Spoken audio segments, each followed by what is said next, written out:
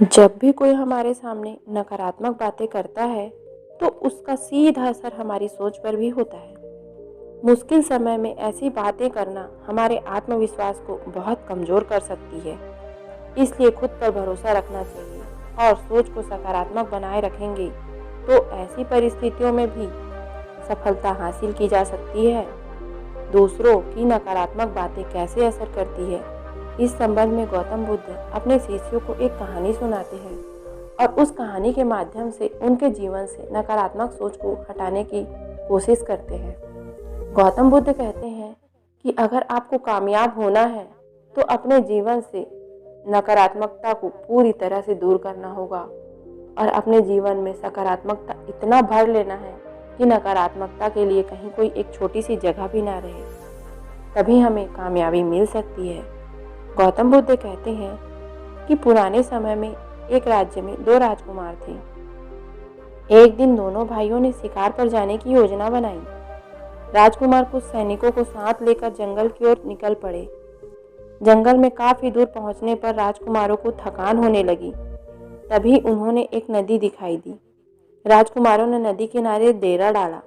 स्नान के लिए दोनों राजकुमार नदी में उतर गए। नदी का बहाव काफी तेज था।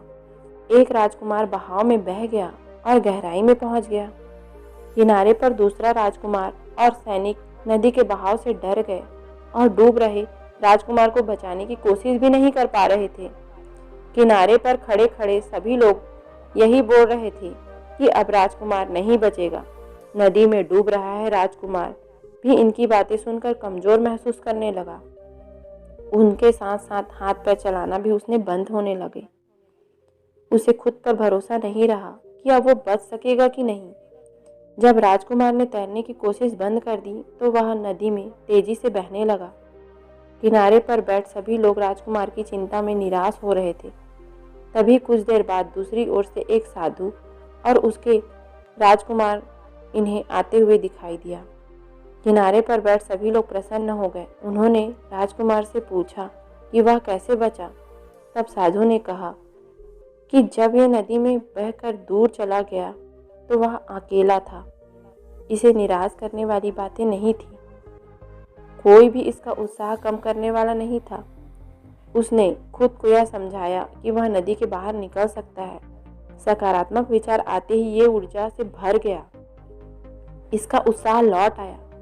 अब राजकुमार ने बाहर निकलने की पूरी कोशिश शुरू कर दी। कुछ ही देर में इसे लकड़ी का बड़ा सा टुकड़ा मिल गया, जिसे पकड़कर वह किनारे तक पहुंच गया और इस तरह राजकुमार के प्राण बच गए।